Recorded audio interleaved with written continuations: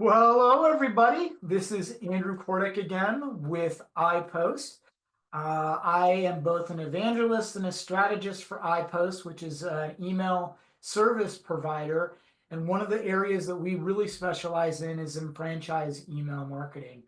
And today's topic is pretty much an awesome topic, and the reason why I brought on the following guest. So we're titling this podcast "The Art and Science in Franchise Email Marketing." And sounds a little cliche, but I think some of the content we're going to have is pretty awesome.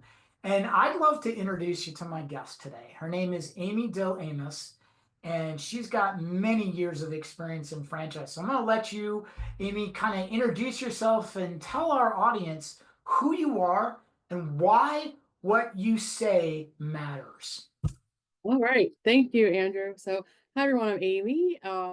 I've worked in email over 15 years, and then I worked with franchise in the franchise industry since, over 6 years now. I'm in going into year seven, working with franchise members. I work for Alliance franchise brands. And yeah, I definitely not came into this industry not having experience with franchise members. I worked in an agency before, and I worked in e-commerce. So I took those skills and have worked alongside. I originally started working with new members that bought into the franchise, and my role eventually evolved solely into email marketing, which I've been doing for over 4 years now with franchise members, and have really learned there's a lot of needs that franchise members need Yeah. that I didn't that became very I became very aware of, and there's just this different niches that franchise members need Yeah. to do email, very different than my previous roles.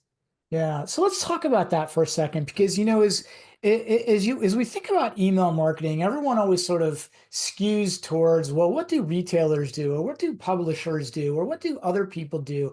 And I think that there is a difference between the franchise space and how we do email versus some of the other industries that people love to default and talk about. I'd love sort of like your take on what really are some of the unique differences, and why is it? Why is it sort of different than that of everybody else?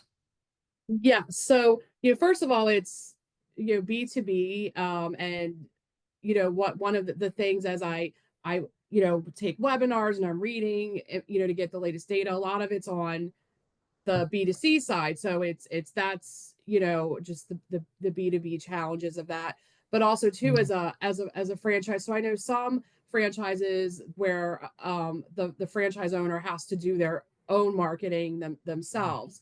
mhm. Where I am at, we have a whole marketing team that works for all the franchise members. We're doing their marketing for them. Sure. So one of the challenges with even just an email platform is we need customization. Mhm. I've migrated to two different platforms since I've been in my role, Mhm. and when I'm having to vet these different email providers, it's that customization piece, because I send out brand emails for 700 different franchise members, and obviously I'm not going to create 700 individual emails. Right. So it's Right. having the customization of that we can have each center, each what we call them centers, each center's address, phone number, the links to their website. It's all, it's one main email that goes Mhm. out for hundreds. Mhm. So that's definitely unique, Mhm. and can be a challenge at times. So yeah, that's definitely one of the bigger challenges. And then also too, just even because we're doing such a broad, we cover very broad topics. It's making sure, like images, because it's going across the country, that images aren't like of snow when you're sending to people in Florida. And it's just all Right. those little Right. things that Right. Right. it's not sending to somebody, an individual company. It's Yeah. for everybody. So I want to differentiate for our audience, right? I think about the ZOR and then the Z. right? And you've got the franchisor at the corporate level sending out emails that are branded for corporate in and itself, right? And then you got the franchisees, the franchise owners that send emails out to their local base, and the ZOR sends out emails sometimes to the local base. And there's this differentiation, right? So there's this multi-level, right, that has to happen. I call it the parent-child relationship, right? And when we start talking about the local franchisees sending emails out to promote whatever it is they're looking to promote or send a newsletter out, there's this notion of branding and making sure that the brand itself maintains its integrity. And so there's this it adds a layer of complexity, right? Because you've got the franchisor who wants to make sure that there is this layer of, hey, we want to remain on brand and logos and images, and we want, in some cases, to control, right, what the franchisee sends out. And then there are other ones that empower the franchisees to send things out, so they give them the assets or whatever to sort of control it. And so I think when we think about email in general, there's two different, I don't know, avenues, right? That the franchise vertical kind of goes in. And I think that there's this, how do you control that? How is it, whether you're a strict franchisor or a more lenient franchisor, and how you empower people at the Z or at the local level in order to do this? And so there's sometimes, right? And then we'll get in this later, right? Like data, right? Like how does that work? And how many different layers of data and what you can and cannot do. So I want to segue the whole, hey, the creative and the logos and lists and stuff. But when we start talking about data, and I know I've been in this business 25, 26 years now, and we've been talking about the use of data and how crucial it is. But there's this difference between good data, not so good data, right? And bad data, right? So when we start talking about good data, what would you think is why is it so crucial for the franchise vertical in general about having good data? Not just, okay, yeah, we want good data. Everyone wants it. But why is it so crucial based off of what you've seen the last 6 or 7 years doing this? Yes. Well, obviously because well, specifically me, I'm doing their email Yeah, for them. For the majority of them, there are some that yeah, that will do some of their own, but because of that, I need the most up to date customer lists. If yeah. so I'm sending out our monthly brand email, and we can do a custom newsletter for them as well. But they haven't sent me an updated list in 2 years. Yep. It's going to a lot of bad emails, and you're not updating your current customers of, hey, this is what we offer. Sure. You're missing out on sales, obviously Right. the biggest piece. And also as well, like we have some of our franchisors are in a certain MIS that we can auto pull a list every month. So that group is set, but then there's a whole other separate group where they have to provide me their lists Yep. on their own. And there's some that are very good every month, the first of every month. I always recommend Mhm. doing that. I'm a big advocate on educating about good data and the importance of just keeping your list updated and accurate, Mhm. filling in all the info, the required information. Yeah. Um, that actually segues me, Andrew, to personalization. Yeah. That can be a challenge on my end with a franchise, because I can't control what they're putting in the first name, for example. So unfortunately, I don't do that personalization because so many of our franchise members they don't put a name in, or they put accountant, or it's Yeah. which again is just the advocacy of putting in correct data to start with. Right. For anyone that's especially doing it on their franchise member doing it on their own, like it's Mhm. so crucial to do that, and then you can do your personalization in your emails. I don't know about you, but when I go into businesses, and let's say it's a brick and mortar sort of instance, right? You don't really actually think, is this franchise owned or who owns it, right? You just think of the brand. But I don't know about you, but when I've walked into some of these organizations, these companies, and I'm patronizing them, and I get to the front and I'm doing the exchange, the value exchange, I'm buying something, and then they're like, would you like to be a part of our loyalty program, but don't give me any information of what that means, or how would you like to be added to our email list, right? Like there's this notion of the collection of data and how you message it, right? And so I'm not saying you can train somebody at the front all the time, especially if they don't see the value in it, or maybe you're compensating them for it. But that gathering of that data is so important, right? Because if I say to you, Amy, hey, thanks for checking out. Would you like to be part of our loyalty program, which for every $5 you spend, you get whatever in terms of rewards, rather than would you like to just sign up for my loyalty program? You're probably not going to give me the right information, right? Or you're going to get fast fingers, right? Typing the wrong thing. Or I've seen it where like, hey, fill out this sheet, right, to get deals from us. There's this notion of having good data, because if you put it into the front lines of people, right, and to say this is why we want to collect it, this is the proper way to do it, and to make it very easy, people are going to give you that data. More importantly, good data, when we start talking about, well, why is it crucial, right? You talked about personalization, right? I think, when we start thinking about personalization, there's many definitions of it, going over what you have purchased, first name personalization, the number of visits that you come in, things of that nature. And what I would do is look, if you're struggling out there from a personalization and utilizing the data that you have, is to start small.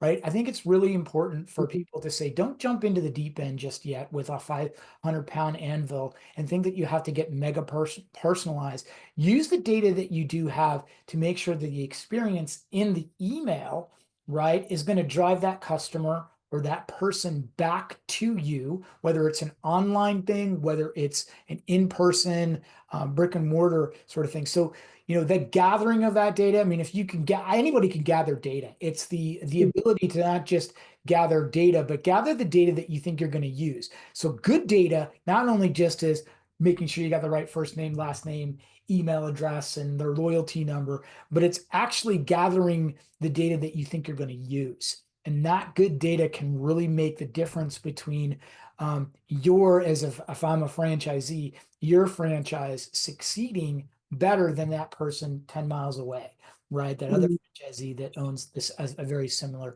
business.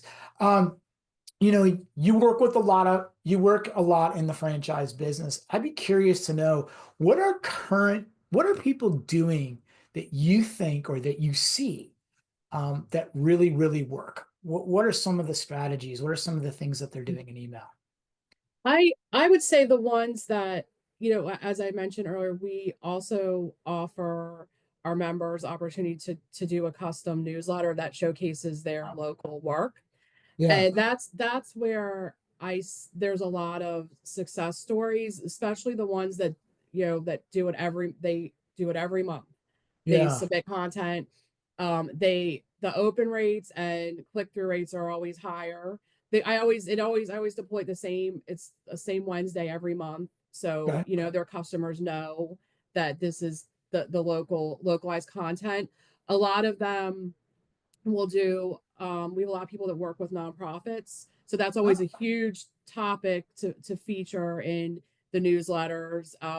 Just featuring local projects. So people obviously like, oh, because I what the industry I'm in is sign and graphics. So people like, oh, I know that sign. Oh, they did that sign. That's so cool. It's ah, that connection. There are some who write personal stories, how they're tied in with the customer they did the work for. So it's taking a different twist on your newsletters, showcasing your team members. We have members that like to do pets of the month. It's that yeah, connect, creating that person, the show. I'm a person behind the brand, behind the business. yeah, You put a face to the name, because a lot of them are their mom and pop type shops. sure, And Sure. we pride ourselves on, we don't want people to think it's a big corporation. We want that local feel. So that's what, Yeah. doing that in the newsletters Yeah. is their opportunity to shine. Yeah, you make an excellent point, right? If you think about this one thing, and have said this in a couple different podcasts, but I want to say it here again.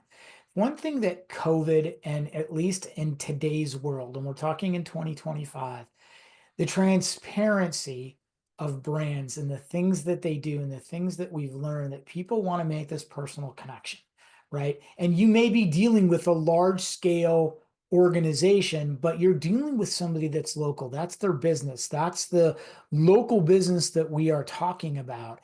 And to make that humanized personal connection, right?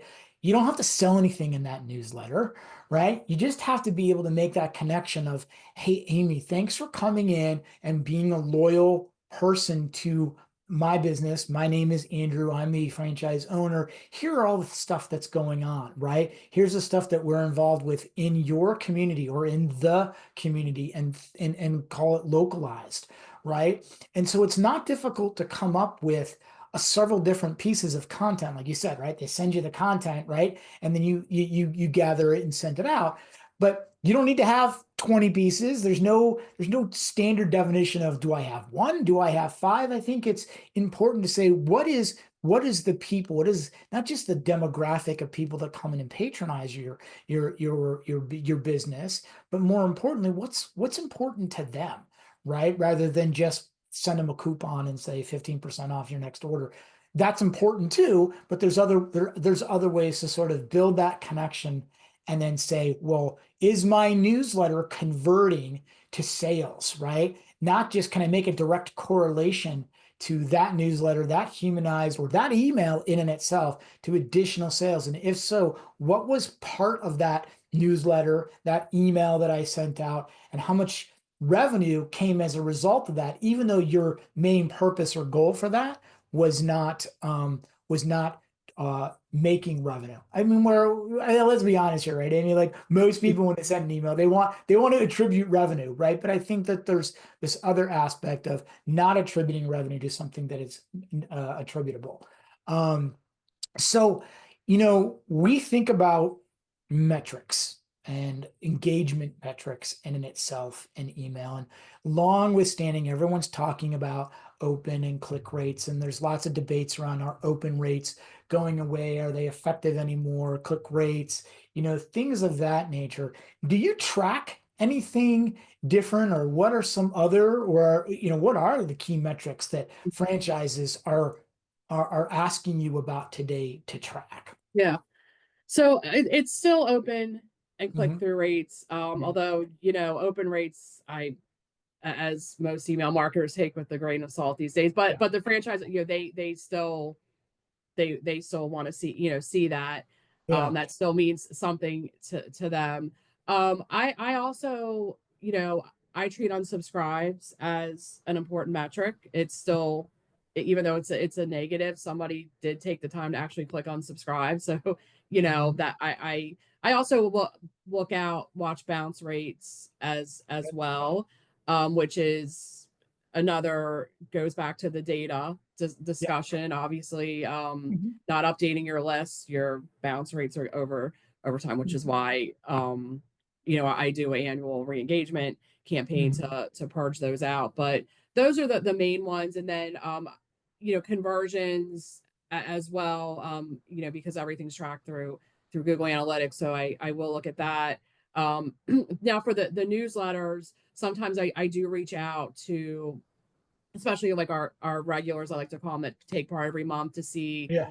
they have any, they got any sales. And a lot of them do. And to them too, they see it as a, the ones that do it every month understand that it's a brand awareness too, that when people Mhm. come into their storefronts to pick up an order, they sometimes will mention, oh, I saw you did such and such in your newsletter, can you do that for me? And that's, they understand that it's which is great. I think some people they just are so sale focused, but they're not Mhm. thinking about, also it's just the brand awareness too, to Mhm. keep your name out there, that people are remembering Yeah. who you are. Yeah.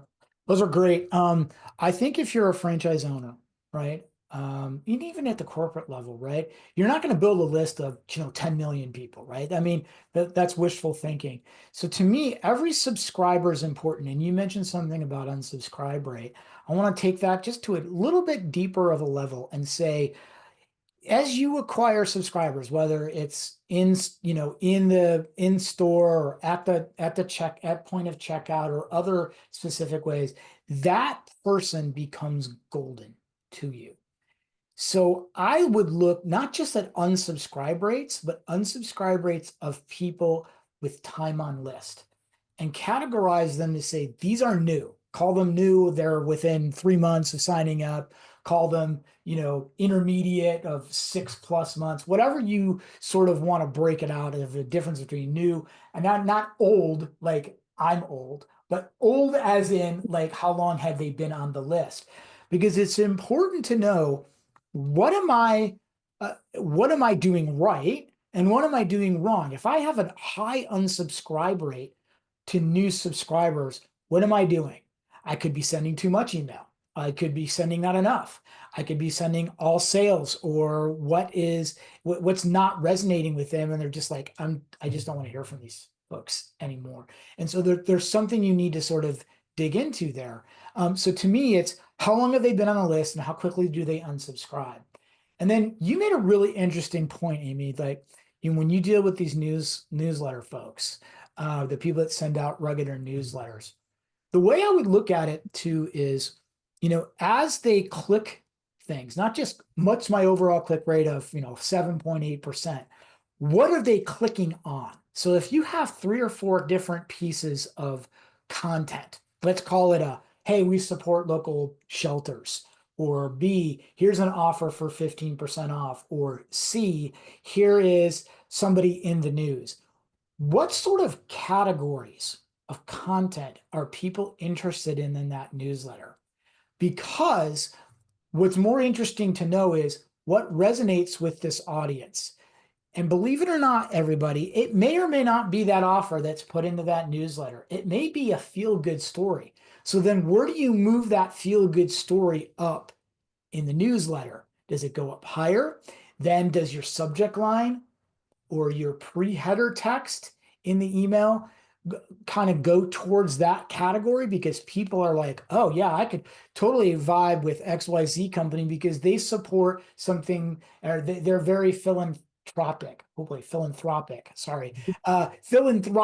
in the things that they do. And that makes me feel good about that local business or franchise, right? And so tracking what they are clicking on and categorizing that, you don't need a white coat data scientist person to figure that out. You just need to have very simplistic say and say, these are the categories that are resonating with me. So it's time on list and unsubscribes. It's content that they click on.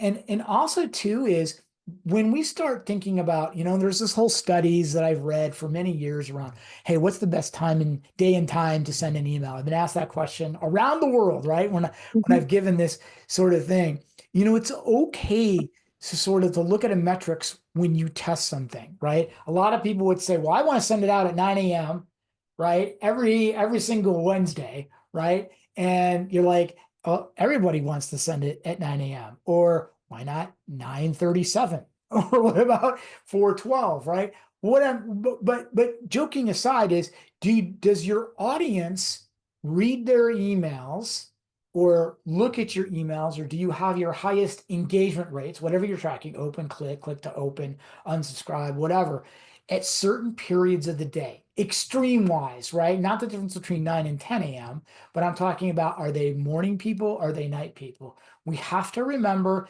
that people read email in a weird time, right? Like, you see them, right? Amy, right? You're on a plane, you're reading email. You're in a bus stop. You're in the bathroom. You're reading emails. You're, in front of the TV at night. What is your audience and how are they reading it and when are they reading it, I think is also important too. So don't get stuck in a rut of looking at an engagement metrics to say, well, our open rates are down or our click rates are down, but you haven't done anything to change either the material part of that email, or the content, or the time that you do send it out.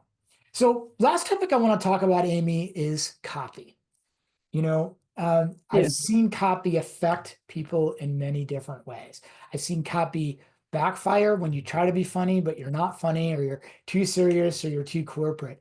How, you see a lot, right? How does copy affect what franchise owners and franchisors are trying to say? Yeah. So yeah, copy can be a challenge because you can't you can't please all, Yeah, everybody, but so it's yeah, our for our brand emails, it's very broad, but the customization piece comes in yeah. because we can say, for example, you're a local such and such, and it has this the name of the center, that's that Mhm. customization piece that we need in an email platform. So then it's not just, because we don't want to come off super corporate. So that's why Yeah, we have that localization of it's from this particular center, not just the brand. yeah, So, and two, it's keeping the copy short. That's all always I think a battle that, people want to have long copy, but it's, you yeah, got to think about, I always tell people that, and franchise owners too, like, think about it yourself. Like, you don't have you're a business owner, you don't have time to sit there and read a long email. You just want to get to the point of it. If yeah, you're focusing on a blog in the email, don't give away the whole blog. You just want to give a teaser, and if that's where you want them to go on your website, then put the button mhm, and click it. It's keep it simple. you yeah, know and it's having the biggest thing I can say is have what is the goal of your email, yep, because without that you're just writing copy and not, like, where does it go, where do I want it to do. It's really putting you got to put the thought into it ahead mhm, of time. And yeah, even the same with images, like, have one really great image. Don't overload your email with images because it can get stuck in spam block, yeah, as well. And it's just so many small pieces you have to really follow, and best practice and all that. That's why I just, we try and keep the copy short and to the yeah, point yep, with, that's just the best advice I give for anybody with copy is, keep it. I because we kind of do like two or three sentences, some bullet points, a yeah, CT, and a really nice image or two, and yeah. you're done. So I always tell this really small story. I watch my wife read emails, right? And as an email marketer of 26 years, I'm always fascinated as to what other people do with their emails or in their inbox. And so I'll sit there and I'll watch her. And I'm also kind of the weird guy that kind of looks at people at the airport or wherever I'm traveling to. I'm like, wait, what do you, because she's just swiping, right? Reading, swiping, reading, swiping, reading, swiping. I'm like, what are you doing? She's like, it's too long. I don't feel like reading it. Or it's too short and I don't understand it. So I just get rid of it. We have to understand who our customers, our subscribers are. I mean, that goes without saying. But we all have some sort of digital ADD, right? Remember when I mentioned we're reading emails in a lot of different places today, right? Um, they want you to get to the point, but they also want the ability to say, I'm going to save this for later and read a little bit more about it. You mentioned something about the use of images and copy, right? The images have to sort of go along with what you're saying. So I'll just use this as an example. If you're talking about as a franchise owner, right? Like Andrew meets Mayor John, right? Like, or Mayor Mary Bailey, right? And the image that's used has absolutely nothing to do with Andrew meeting the mayor, except it's just two people or the stock image of people. They're not going to make that connection to the copy that you're doing. And so you completely lost the effect of what you're trying to do. In addition, everybody has a sense of humor. We all do. My sense of humor to my wife's sense of humor is completely 100% opposite. What may be funny to you is not funny to others. Live in a very hypersensitive society today. That's not a slam on anybody. It's we are hypersensitive to specific things. So when you use humor or when you use urgency in like come in now, get it now, or we think this is funny, people are going to react differently and then have that image, especially on the local level, right? For franchise owners of these guys are kind of nut jobs, or these guys are funny, or they're not, right? And especially if it doesn't fit your brand. In other words, I don't find anything really humorous about dry cleaning. Maybe there's jokes about dry cleaning, but there's certainly, you have to inject the humor based off of the brand or the type of business that you own. Lastly, copy can affect people in many different ways, but more importantly, it's that personalized copy. Like, hey, this newsletter is for Amy, or your local Tuscaloosa, right, newsletter for XYZ Speedy Clean, right? That copy, believe it or not, may seem like, well, they already know who I am. No, they don't. You're competing for everybody else in the inbox, right? So you have to make it extra special, right? Not just a big box retailer that they're dealing with. You're competing with Aunt Mary, Uncle John, Facebook posts, Instagram, all these other different things that are flooding their inbox.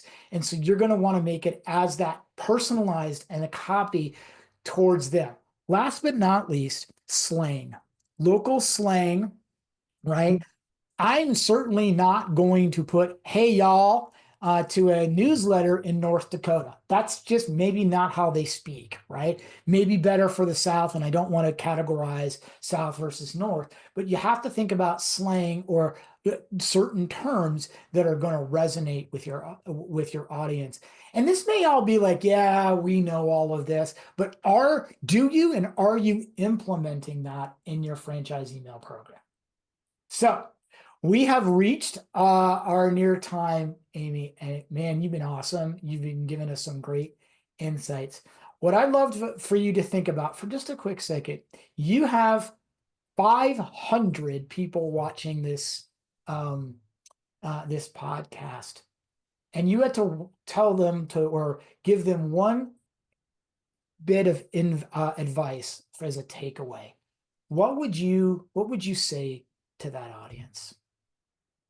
Oh gosh, just one. That's hard. Uh, I would say, well, I think it all starts with the data, with the good data. Just mhm. that's what I mean. There's more I'd want to say, but it's just start with the good and keep your list updated. Hmm. That is without that you're sending to people that probably aren't with the company anymore. So keep your data accurate, up to Yeah, date, and that's a great you're off to a great starting point.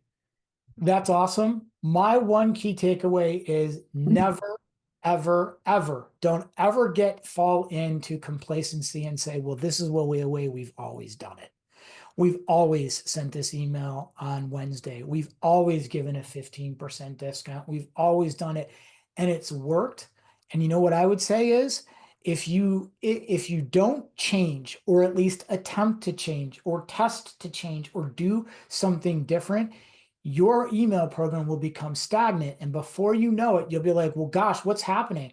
People aren't engaging or opening or clicking or coming in or doing whatever. You have to roll with change. Do not subscribe to complacency.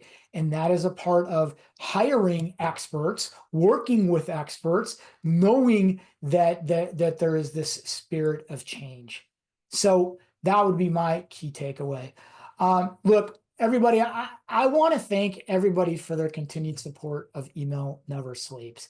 We bring guests like Amy on because we hope that there is some wisdom that we can impart to your business. Amy, I believe I'll speak for you for one quick second. I believe you're willing to help people out. You're willing to sort of engage with them. Find her on LinkedIn. She found me, and that's why we're talking today. She found me. definitely engage with Amy. She is an expert in this business, and I'm sure she would be more than happy, for the most part, not to give you the secret sauce like every ingredient, but to give you some insight, or maybe just even chat with her. And so I wanted to thank you, Amy, for attending, coming on, imparting your wisdom to everybody. Hopefully you had fun. Um, Yes, yes. Thank you, Andrew. yeah, I hope it was fun. And everybody, if you have questions, reach out to Amy, or reach out to me, or reach out to iPost, and we'll be happy to sort of answer any questions that you have. So again, thank you, Amy, for your time. I really appreciate you being here with us today. And again, everybody, thank you for your continued support. Thank you for everything that you do. And you know what? Keep on emailing everybody. You're going to get better, and you're going to get better every single day. Thank you again, everybody.